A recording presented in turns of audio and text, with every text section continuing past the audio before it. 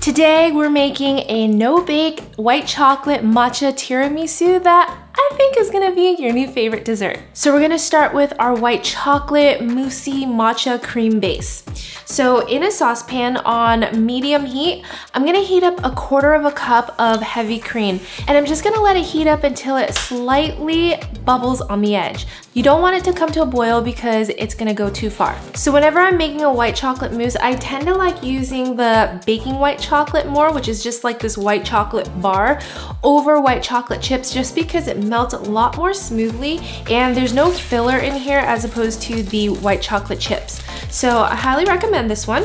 I'm gonna break it up and add the whole bar, which is 4 ounces. So once I'm done adding all of our broken chocolate in there, I'm gonna immediately turn off the heat. So white chocolate has a tendency to seize up. That's why I'm mixing it with the heavy cream and also turning off the heat right as I add it in so that it doesn't seize up and curdle. This will give us a very nice and smooth white chocolate mousse base. So once it looks really smooth like this, I am gonna go ahead and transfer it into a medium-sized mixing bowl. And I'm gonna let it cool down for about 5 minutes until it's about room temperature, just so it doesn't melt our cheese, which we are gonna add in next. What I'm gonna be using is mascarpone cheese, which is a sweet cream Italian cheese that's really similar to cream cheese. Now this is typically what you would use for a traditional tiramisu that's made with coffee and espresso, but since we're kind of changing this up a little bit, if you wanted to, you can always substitute for cream cheese, which would also be really delicious too. So into my mixing bowl, I'm gonna add the room temperature mascarpone cheese along with 1 tablespoon of matcha powder. So for the matcha, I'm not using anything super special. This is like a baking matcha, and I tend to buy it in bulk and just keep it in a jar in a dark and cool place. And you can usually find it at Costco. Brandless is another really good matcha brand. Anyways, I'm gonna just add it into the bowl. 1 teaspoon of vanilla extract and a pinch of salt to balance everything out. Now with my hand mixer, I'll just mix, mix, mix.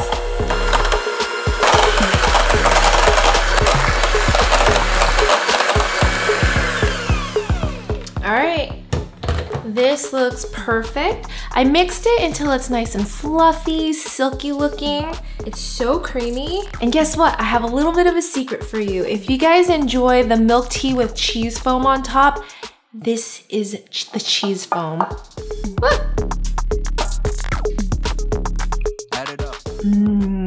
It's sweet, not too sweet. The matcha flavor really shines through, and it's just silky smooth. Oh. I might have to save a little bit of this to make that milk tea with cheese foam later. All right, now we're not done yet. I'm gonna whip up some cream so we can mix it all together. Now this part is really easy. I'm just gonna be whipping up some really cold heavy cream, 1½ cups, with 2 tablespoons of sugar that I'll gradually add in. So for the whipped cream, once you start seeing little ribbons hold its structure in there, that's when you know it's done. If you go too far, I have a remedy to save that too. You just kind of add a tablespoon or 2 of milk and then just re-whip it. But we don't want to over whip it just because then it'll become grainy when you add the white chocolate mixture in. So even though our cheese mixture is already pretty light, I want to lighten it up a little bit more with the whipped cream just so it mixes thoroughly later. So I'm going to take maybe 1/4 of our whipped cream here, put it into our matcha mixture and just beat it until it's nice and cohesive. You want our base to be light and airy. But now what we're gonna do is transfer this whole thing into our bowl of whipped cream. So I wanna keep it nice and light, so I'm gonna mix it with a spatula. But if you see that it has deflated too much, just go ahead and take your hand mixer and re-whip it back up. But I think that this looks good. To keep the cream nice and fluffy and to keep from over mixing, what you wanna do is just gently fold the cream and then press it into the middle and just keep doing that until it mixes into this beautiful green cloud. Also, if you guys remember that really popular drink, the Dalgona, I made a matcha version that you can find over here. You can have a white chocolate matcha Dalgona this time. Just save a little bit and dollop it on a drink so you can have a chef's treat. One of the last components that we're gonna make is the mixture to dip our lady fingers in. It's just a straight up matcha tea. I'm taking 1 tablespoon of matcha powder and I'm gonna combine it with 1.5 cups of hot water. So for this you can use a whisk, a matcha whisk, but I like using an aero latte just because I feel like it just mixes the matcha powder a lot better with the water and it dissolves a lot better too. So just make sure it doesn't splatter everywhere. Okay, and that's it. We're ready to dip our ladyfingers. So the ladyfingers I got here are from an Italian store, but you can pretty much find them at any grocery store these days. For our baking dish, I actually love doing it in a glass one just so you can see the beautiful layers. This one is by Pyrex, it's 11 cup, and I think it's the perfect size to make tiramisu in. So if you guys are interested, I'll leave a link in the description box below.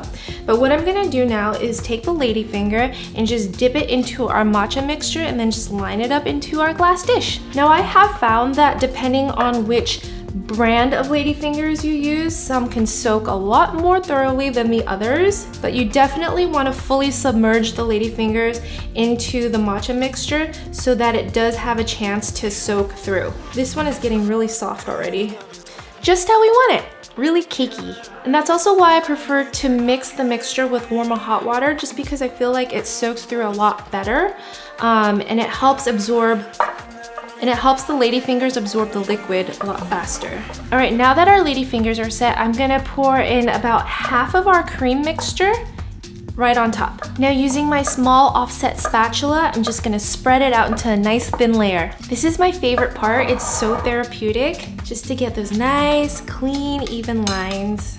That looks good. So now we repeat the whole step again with the ladyfingers. So what I love about this recipe is that it's no bake and it comes out super cakey. Oh, what am I doing here? So what I like to do is that wherever the other one was vertically, like I had to fill it in on the side, I try to make sure that the second layer lines up kind of perpendicular to it, if that makes sense. Anyways, back to what I was saying, what I really love about this recipe is that it's no bake, and by soaking these ladyfingers right here, you can get like a very yummy, cakey dessert with like little to no effort. That way you don't even have to turn on your oven. If you guys want more no-bake dessert recipes, I have so many of them, like a chocolate mousse s'mores dessert. What else? No-bake cheesecakes are really popular. I'll link them in the description box below. And check this out, 1 7-ounce bag of ladyfingers fits this pan perfectly. This is why I love using this pan for tiramisu. All right, now we're gonna top it off with our white chocolate matcha mousse cream base. This looks so perfect, but we are not done yet. It needs to chill for at least 3 hours to overnight. So if you're having a party, this can totally be done ahead of time. Comes with a lid, cover it up, and I'll see you later. So our white chocolate matcha tiramisu has had a chance to firm up in the fridge. It's chilled for maybe like 5 hours now. And the color actually got a lot deeper. Look, it's a beautiful green hue. It's nice and firm, but I'm not done yet. What I'm gonna do is take a fine mesh sieve and just dust the top with some more matcha powder to decorate. Or should I do that after? No, because then matcha's gonna get everywhere. Just a very thin layer. You don't want to like over caffeinate your guests. Everyone's gonna be super wired, but you want it to look pretty with a nice thin layer of matcha on top so they know what they're having. Now, if you're afraid of making it too caffeinated, you can always mix powdered sugar with the matcha here and then dust it on top for like a very pastel-y green. Let's dig in, shall we? To do this, you can either scoop it out with a spoon, which would be easier, but I like the straight edge cut, so I'm gonna take my bench scraper and cut it into, and we'll cut 8 pieces. In between each cut, I'm just gonna wipe it off with a paper towel. Actually, I feel like 8 pieces might be a little big, so I'm gonna cut it into thirds and make 12.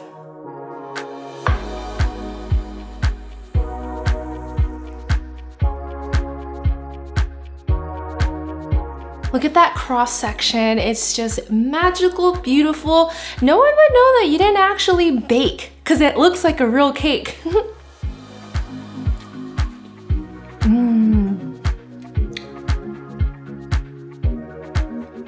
Welcome to your new favorite dessert. The white chocolate is delicately sweet. The matcha has that earthy tone and it's just soft, silky, smooth, and the cake is so light and airy. This took so little effort, but the result is so worth it. I hope you guys give this a try, and if you do, be sure to tag me on Instagram at Honeysuckle. Comment below and let me know what other no-bake desserts you want to see. Like this video if you guys want to see more desserts, and I'll see you guys next time. Bye! Oh yeah, and don't forget to subscribe.